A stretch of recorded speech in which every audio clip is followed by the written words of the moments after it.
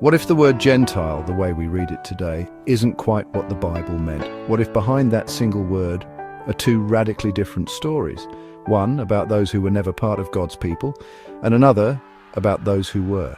Because the New Testament doesn't just speak of outsiders coming in, it speaks of exiles coming home. To understand it, we have to go back, not just to the letters of Paul, but to the prophets, and to a promise that refused to die. In the Old Testament, Israel wasn't just conquered, it was scattered. Assyria carried off entire tribes, families torn from their land, swallowed by foreign nations, their identity fading with each generation. But they weren't forgotten.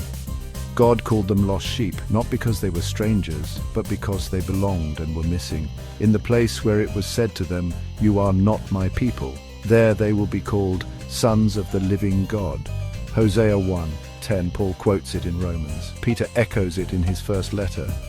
These Gentiles, they weren't pagans stumbling into grace. They were sons and daughters, returning to a covenant they never stopped being part of. But that's not the whole story, because some Gentiles were never Israelites at all. They didn't just forget God, they never knew him. They bowed to stone, lit incense to idols, and wandered in darkness for generations.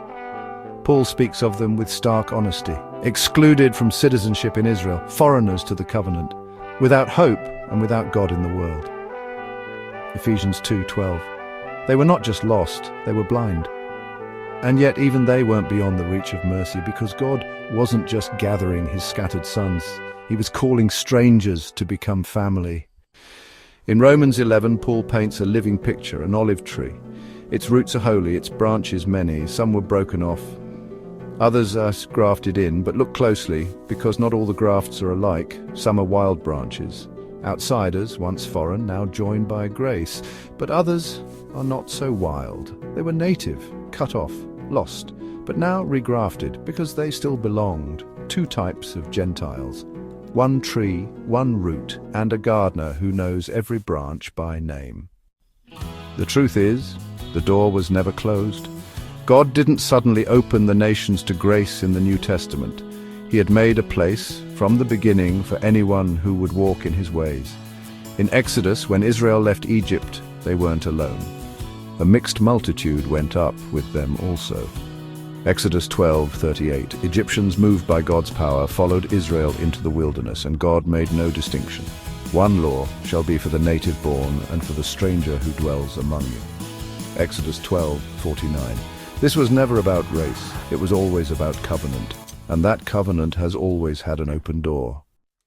So when the New Testament says Gentiles, listen closely. Some were strangers, now sons, others were sons, once lost.